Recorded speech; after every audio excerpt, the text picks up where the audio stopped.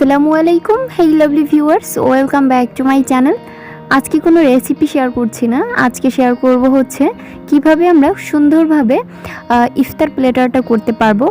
আর অনেক সময় দেখা যায় যে অনেক দামি দামি খাবার, অনেক ভালো খাবারের মধ্যেও প্লেটারটা সুন্দর করে সাজানো না বলে মেহমানরা খুব বেশি ইতস্তত বোধ করে, আর সাথে আমরাও।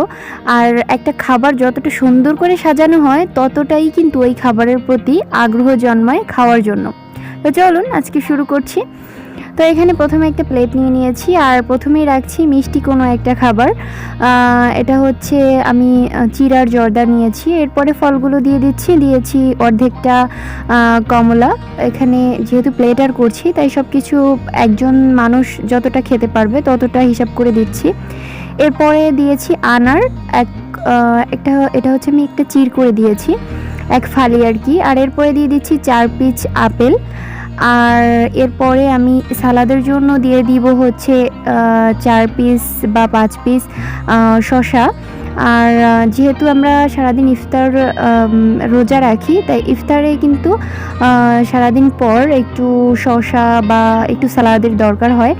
তাই এরপরে আমি দিয়ে দিচ্ছি হচ্ছে এখানে ছোলা, আমাদের যে খুব কমন একটা ইফতারি, এটা হচ্ছে ছোলা। আর ছোলা ভাজিটা আপনারা চাইলে এখানে ছোট কোনো বাটিতেও দিতে পারেন, বাট আমি এক সাইডে দিয়ে দিলাম। তো এরপরে আমি এখানে দিয়ে দিব হচ্ছে পেঁয়াজুটা।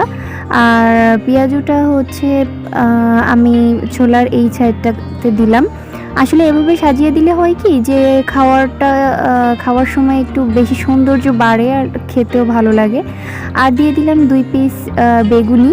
আর এরপরে দিয়ে দিব হচ্ছে আমি 2 পিস কাবাব, মানে এটা হচ্ছে মাংসের যে চপটা, এটা আমি দিয়ে দিচ্ছি। আপনারা চাইলে এখানে অন্য কোনো চপ দিতে পারেন, আলুর চপ বা কিছু।